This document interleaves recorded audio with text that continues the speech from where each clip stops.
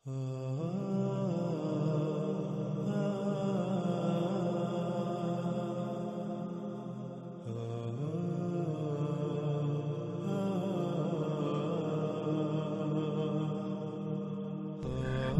میں جب آپ داخل ہوں تو آپ حیران رہ جائیں گے کہ جہاز حقیقتاً نہ صرف ادیر ہے، یعنی ایک ایسی سرنگ ہے جو ہر طرف سے بند ہے، اور وہ سرنگ اندر سے ایک محل کا منظر پیش کرتی ہے، بلکہ وہ سرنگ اندر سے محل کا منظر پیش کرتی ہے۔ جب وہ اس دیر یعنی محل نما ہر طرف سے بند سرنگ میں داخل ہوئے تو انہوں نے جو دیکھا اس کے بارے میں کئی طرح کے الفاظ آئے ہیں، اور وہ سب کے سب اپنی جگہ پر بالکل ٹھیک ہیں۔ اب سب سے پہلے ہم یہ دیکھتے ہیں کہ آج تک ان الفاظ کو کیسے بیان کیا گیا جو اندر موجود انسان کے بارے میں استعمال کیے گئے۔ اس کے لیے پیچھے گزرنے والی تمام روایات میں ان مقامات کو ذہن میں رکھا جائے جہاں جہاں اس کا ذکر ہے، اور جو ان کے تراجم کیے گئے ان کو آپ اپنی آنکھوں سے دیکھ سکتے ہیں کہ انہوں نے آج تک جو تراجم کیے ان میں کہیں پر یہ لکھا کہ غار میں داخل ہوئے، کہیں پر مندر، کہیں پر گرجا، اور کہیں پر محل کا ترجمہ کیا گیا،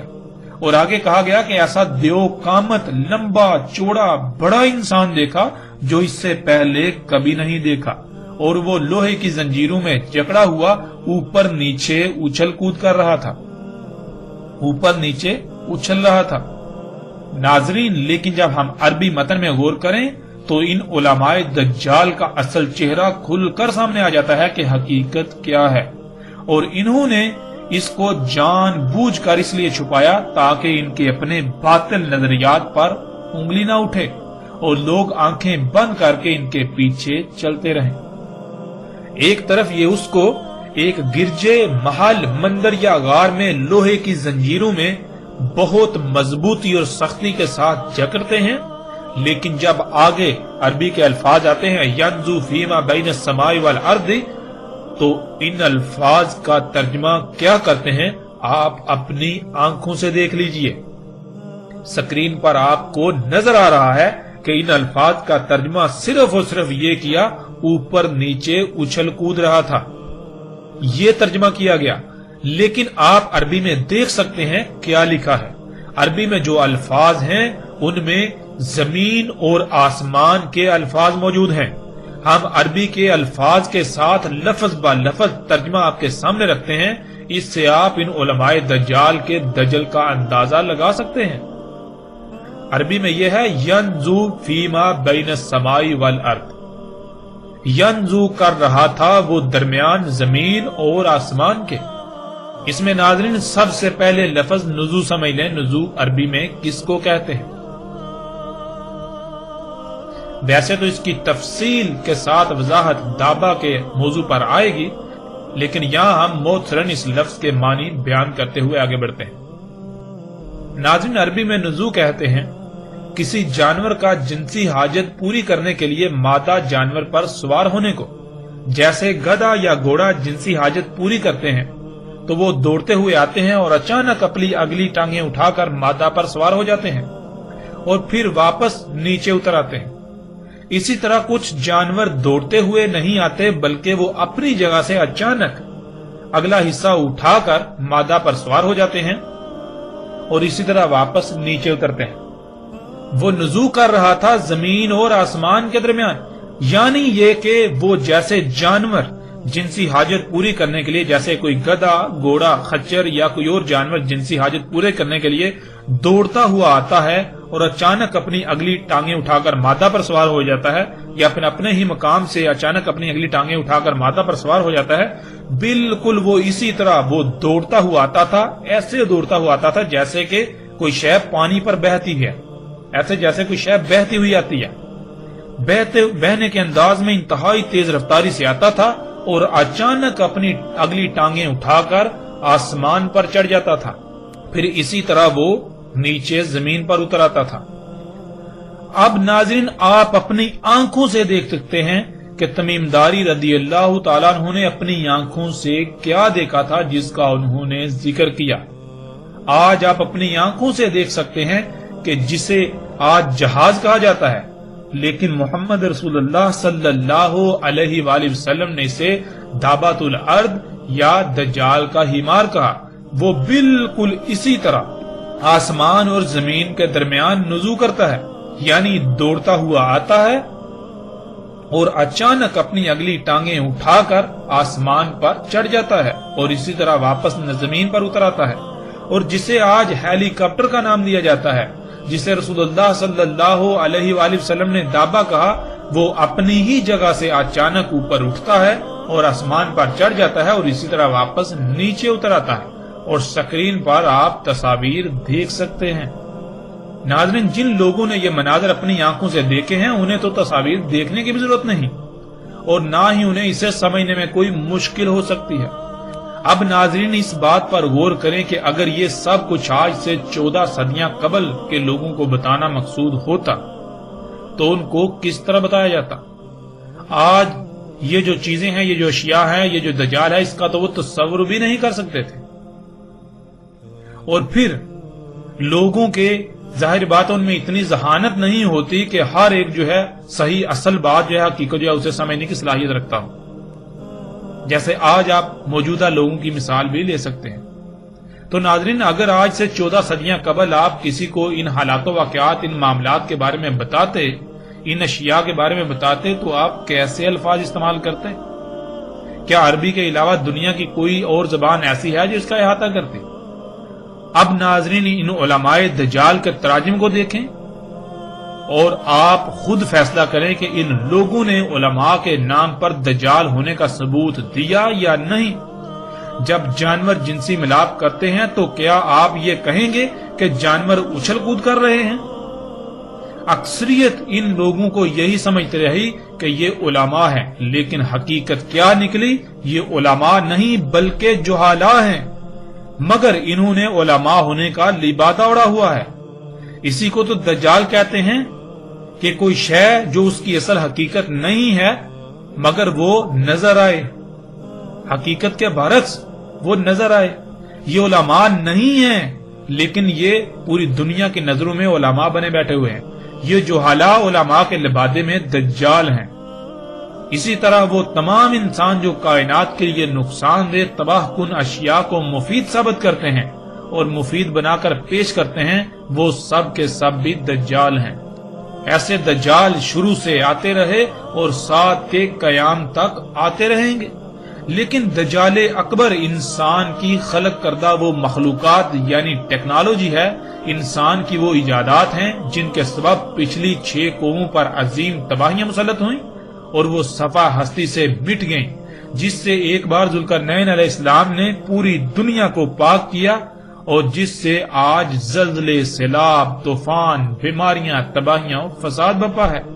اور اسی کی وجہ سے 7 عظیم آخری ایسا زلزلہ بھی آئے گا جس سے زمین پر حیات کا خاتمہ ہو جائے گا۔ ناظرین، اب سوال یہ پیدا ہوتا ہے کہ ان لوگوں نے عربی متن میں واضح زمین اور آسمان کے الفاظ ہونے کے باوجود کیوں چھپائے؟ اس کا جواب یہ ہے کہ انہوں نے جب لفظ الدیر کا ترجمہ غار، گرجا یا مندر کر دیا اور پھر اس میں دجال کو ایک انسان بنا کر لوہے کی زنجیروں میں سختی سے جکڑ دیا، تو انہوں نے دیکھا کہ اب اگر یہاں اصل ترجمہ کیا جائے گا تو درجنوں ناقابل حل سوالات پیدا ہوں گے، لاجواب سوالات پیدا ہوں گے کہ جب ایک انسان غار میں لوہے کی زنجیروں میں بہت سختی سے جکڑا ہوا ہے تو پھر وہ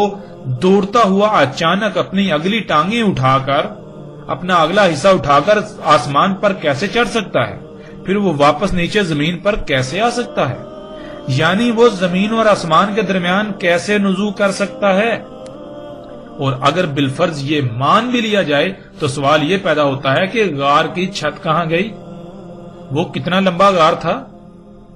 اگر یہ اصل ترجمہ کر دیتے تو یہ ایسے کسی ایک سوال کا بھی جواب نہ دے پاتے، تو انہوں نے دجل کو اختیار کیا، اور یہی وہ وجہ ہے جو یہ علماء کے نام پر دجالون کذابون دن رات شور مچاتے ہیں کہ خود سے غور و فکر نہیں کرنا، خود سے غور و فکر نہیں کرنا، قرآن میں خود سے غور و فکر نہیں کرنا، بلکہ جیسے سلف صالحین نے سمجھا بس ویسے ہی سمجھنا ہے،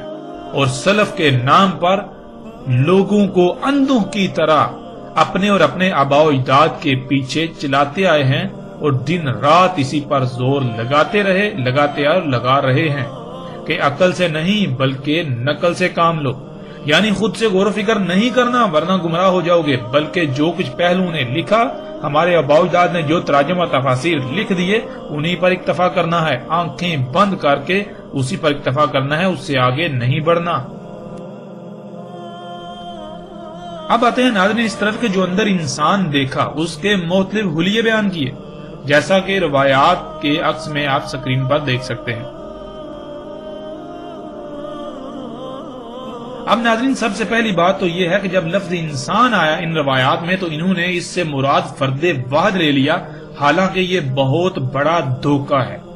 اگر انسان کے معنی ایک فرد واحد کے ہیں تو پھر آپ قرآن کی ان آیات کو دیکھیں، اللہ سبحانہ وتعالی قرآن میں کیا کہتے ہیں۔ سورہ نساء کی آیت نمبر 28، اور خلق کیا انسان کو ضعیف۔ سورہ ابراہیم کی آیت نمبر 34، اس میں کچھ شک نہیں انسان ہے ہی کمی کرنے والا،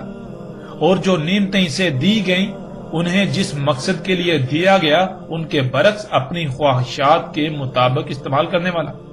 سورہ الحجر کی آیت نمبر 26، اور تحقیق کے خلق کیا انسان کو سلسال سے حمائن مسنون سے۔ سورہ الاسراء کی آیت نمبر 11، اور تھا انسان اجرت پسند یعنی کہ جلد باز بے صبرہ۔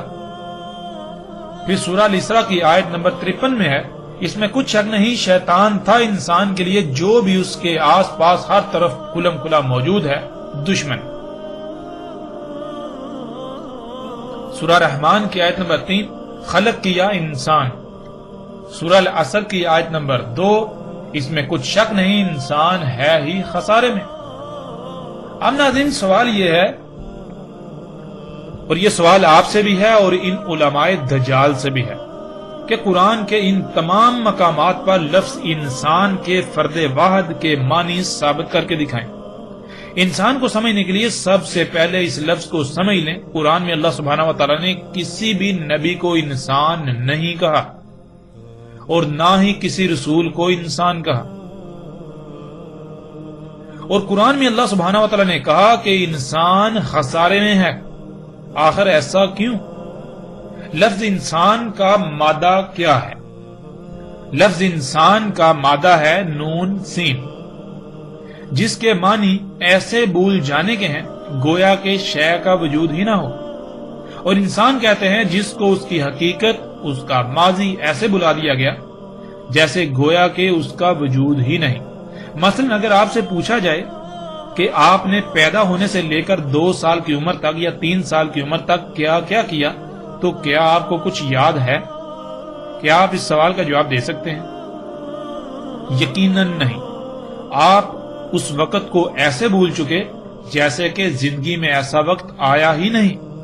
لیکن آپ اس کو جھٹلا نہیں سکتے۔ اس کی وجہ یہ ہے کہ آپ کی آنکھوں کے سامنے بچہ پیدا ہوتا ہے اور اسی طرح پل بڑھ کر بڑا ہوتا ہے، جس سے آپ کو یقین ہے کہ آپ پر بھی ایسا وقت آیا، لیکن آپ بھول چکے ہیں۔ ناظرین بالکل اسی طرح آپ کی حقیقت کیا ہے؟ آپ اس بشری جسم کے ساتھ وجود میں آنے سے پہلے کیا تھے؟ آپ کا اول کیا ہے؟ آپ کا آخر کیا ہے؟ آپ کا ظاہر کیا ہے؟ آپ کا باطن کیا ہے؟ یہ سب بلا دیا گیا، اس وجہ سے انسان کہا جاتا ہے۔ اور قرآن میں اللہ سبحانہ و تعالی نے اسی بلائے ہوئے کو یاد کرنے کے لیے ہی بار بار غور و فکر کرنے کا حکم دیا۔ قرآن میں اللہ سبحانہ وتعالی نے بہت سے مقامات پر ذکر کرنے کا حکم دیا، مگر انہی علماء دجال نے ذکر کا مطلب ورد، وظیفے اور رٹے بنا دیا۔ حالانکہ عربی میں ذکر کہتے ہیں کسی بھولی ہوئی بات یا شے کو یاد کرنا، اور بھولی ہوئی بات کو یاد کرنے کے لیے دل و دماغ پر بوجھ ڈالنا پڑتا ہے، غور و فکر کرنا پڑتا ہے۔ جو لوگ غور و فکر کرتے ہیں وہ ذکر کر لیتے ہیں، یا ان کو جو کچھ بلا دیا گیا وہ یاد آ جاتا ہے، یوں وہ اس پر عمل کر کے انسان نہیں رہتے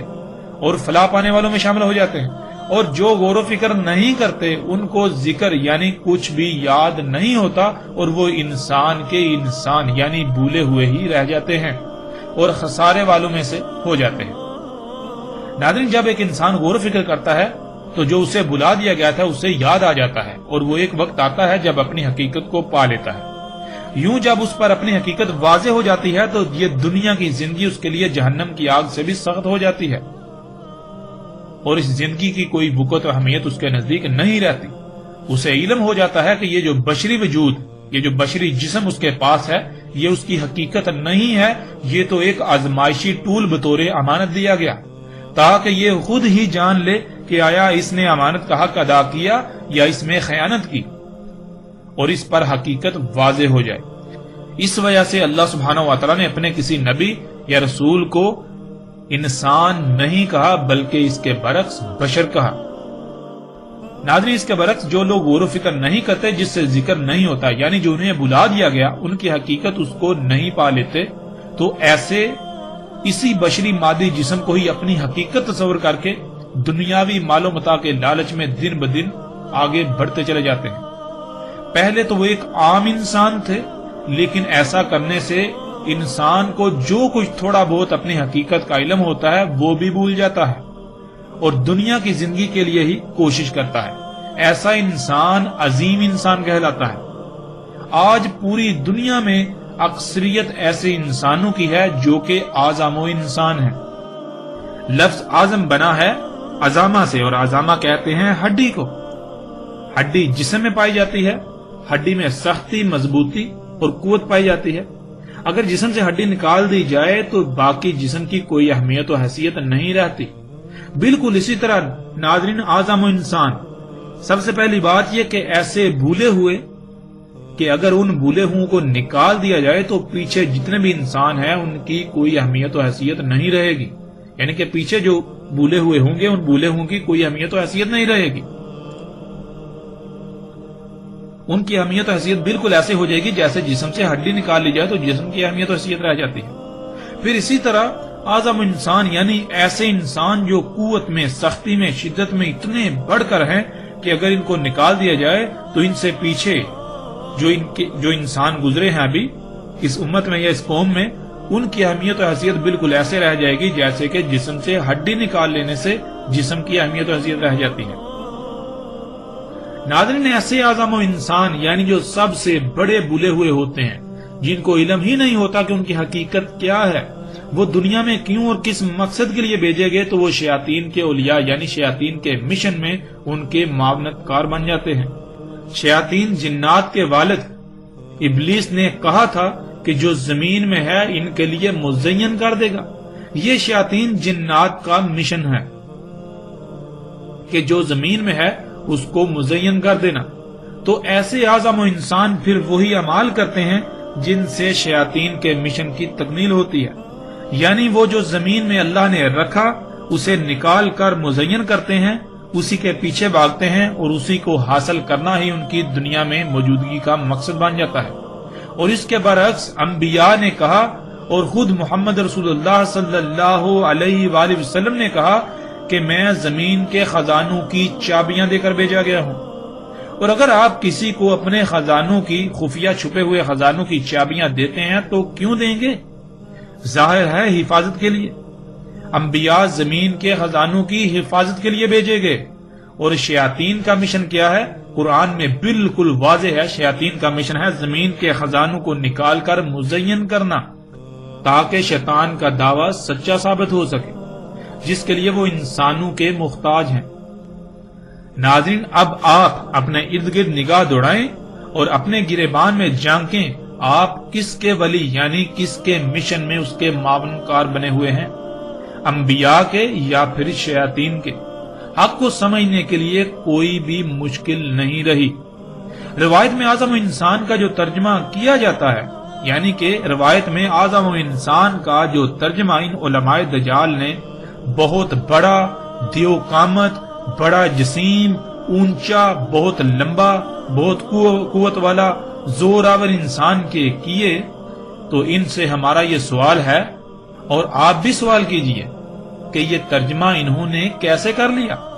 ناظرین، ان لوگوں میں آپ کو اکثریت ایسی ملے گی جو اپنے اماموں کو بھی اعظم قرار دیتی ہے، جیسے امام اعظم ابو حنیفہ۔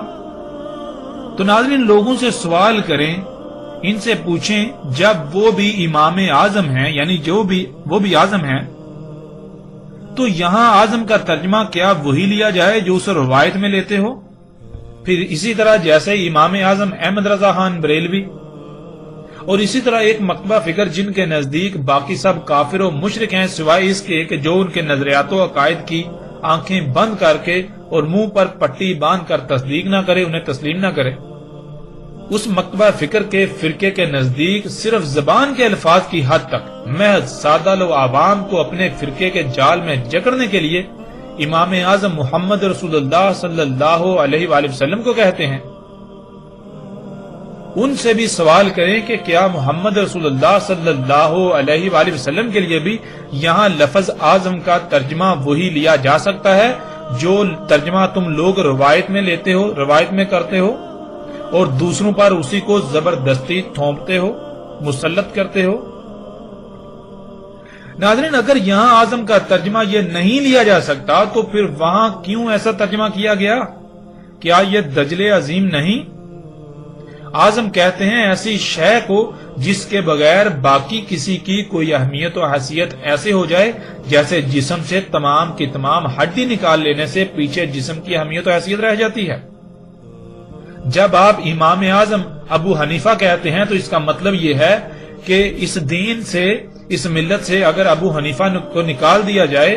انہیں نکال دیا جائے تو پھر باقی جتنے بھی امام ہیں ان کی اہمیت و حیثیت بالکل ایسے رہ جائے گی جیسے جسم سے ہڈی نکال دینے سے جسم کی اہمیت و حیثیت رہ جاتی ہے۔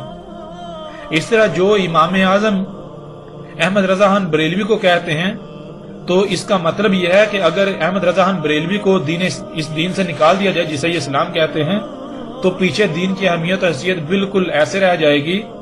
پیچھے جو امام جتنے بھی بچیں گے، باقی جتنے بھی امام ہیں ان کی اہمیت و حیثیت ایسی رہ جائے گی جیسے کہ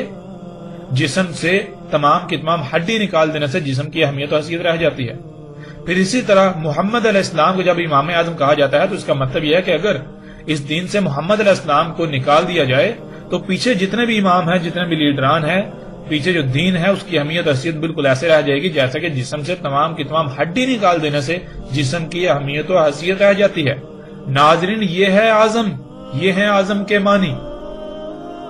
ناظرین، تمیم داری رضی اللہ تعالیٰ عنہ نے جہاز میں سوار جن انسانوں کو دیکھا وہ آج کے انسان تھے۔ اس وقت کے انسانوں کو دیکھا، اس وقت کے انسانوں کو اعظم و انسان کہا اور کہا کہ وہ نرم ملائم مواد والی سیٹوں پر بیٹھے لوہے والی بیلٹوں میں جکڑے ہوئے بندھے ہوئے نزول کر رہے تھے زمین اور آسمان کے درمیان۔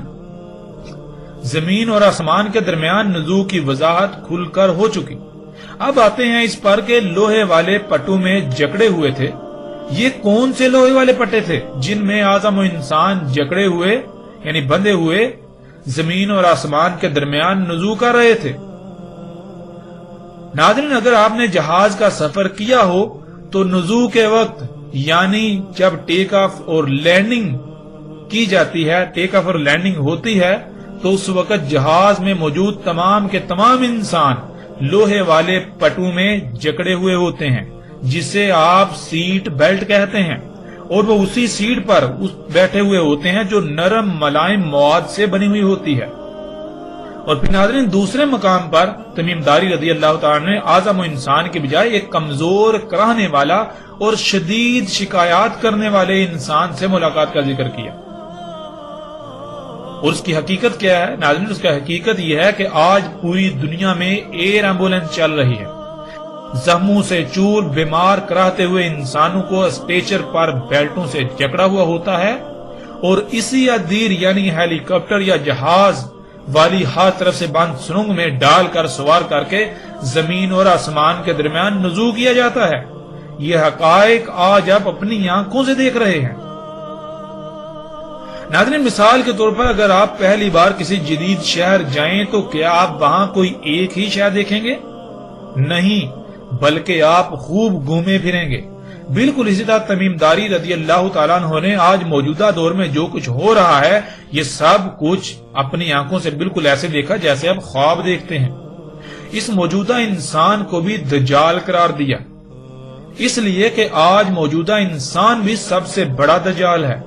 جو انسانوں کی حقیقت اور اس کے دنیا میں آنے کے اصل مقصد پر دجل کا پردہ چڑھا کر جو انسان کی حقیقت نہیں اسے حقیقت بنا کر دکھا رہا ہے،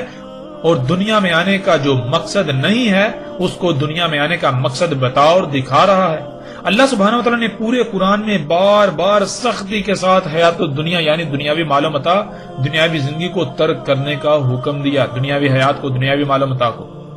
اس سے حب کرنے یعنی اس کی طرف جانے سے سختی سے منع کیا، اس دنیاوی زندگی، دنیاوی مال و متاع کے پیچھے بھاگنے سے روکا۔ لیکن آج یہ انسان ہی ہے جس نے اصل مقصد پر دجل کا پردہ چڑھا کر